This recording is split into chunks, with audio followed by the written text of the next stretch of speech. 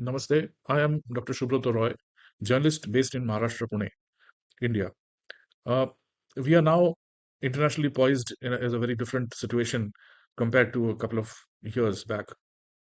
We are today in a multipolar international scenario where India is being increasingly seen as a very important player, not only economically, but also culturally and in terms of human resource and, of course, the market.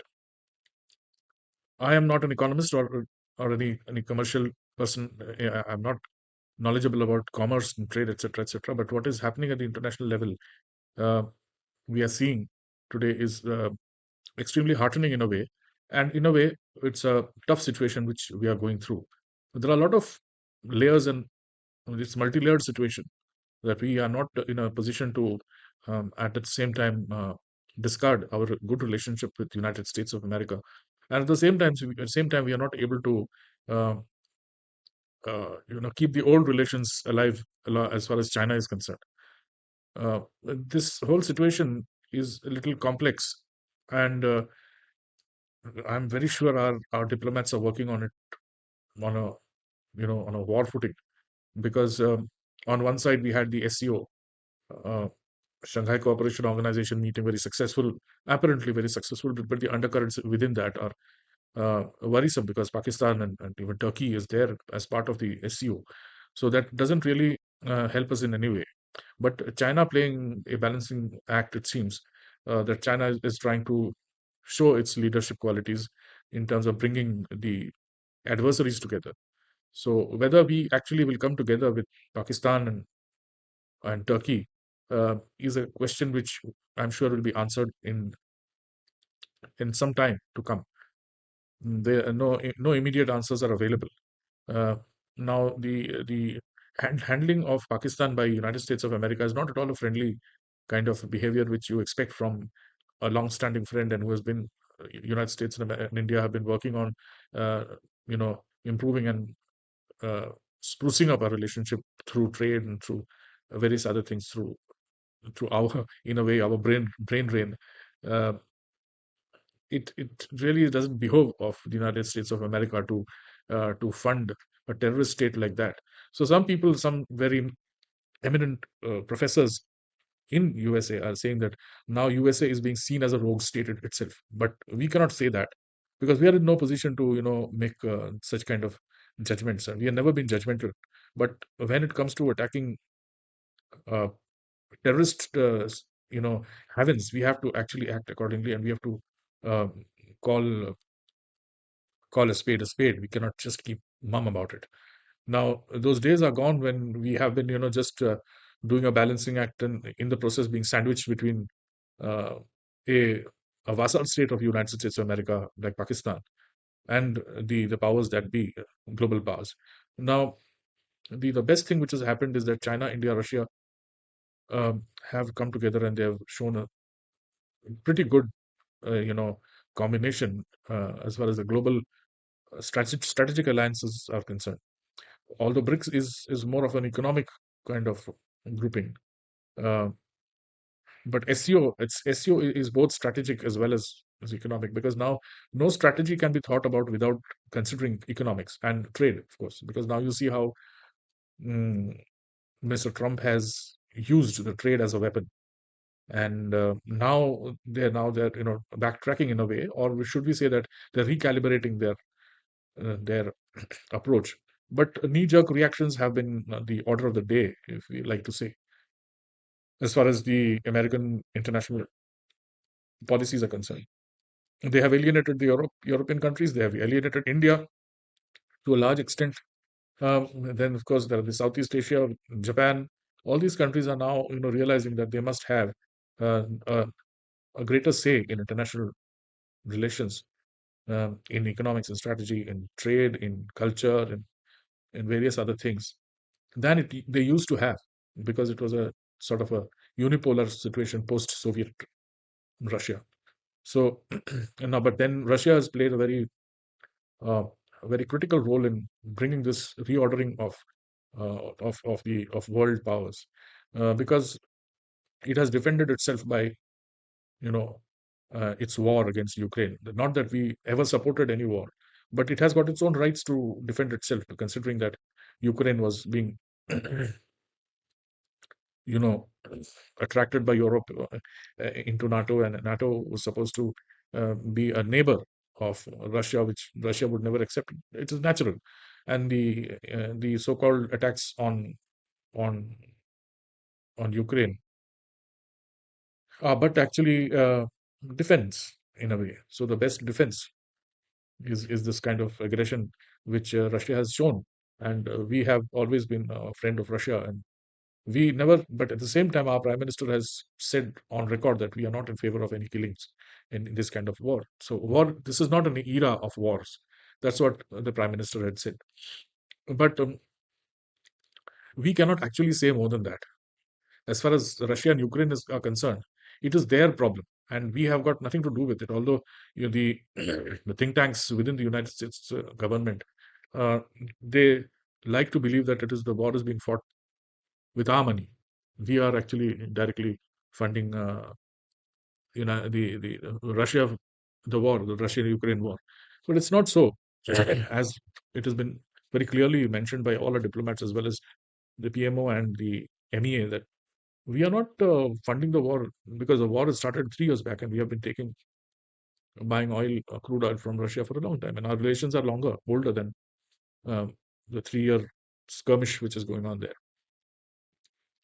So, but today India is placed in at a situation where you can see that you had a you could we saw a Senate meeting happening focused on India, and the new ambassador was supposed to be selected there through the Senate meeting. Sergei Gore is supposed to take over as the new um, new ambassador, United States of American ambassador in New Delhi.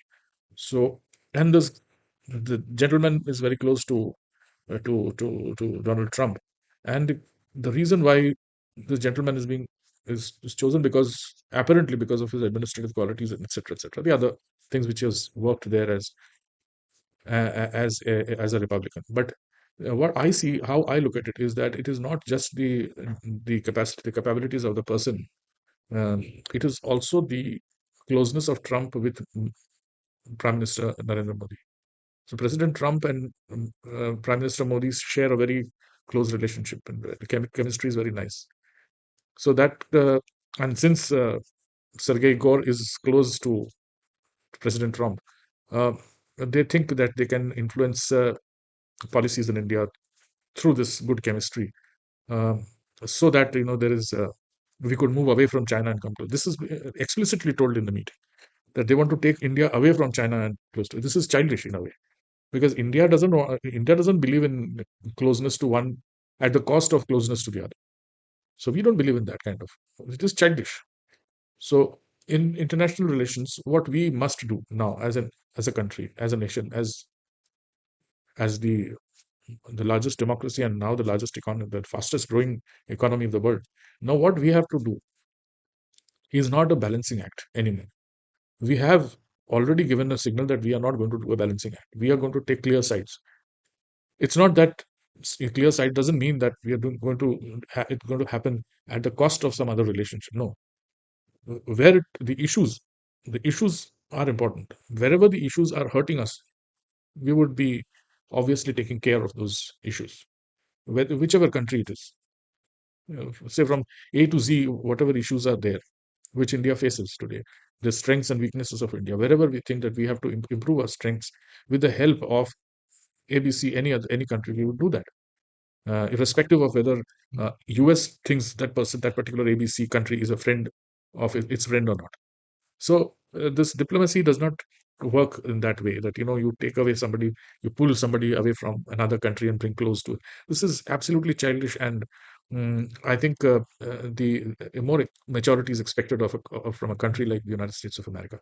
It's unfortunate, very unfortunate, that the tariffs have been levied upon us.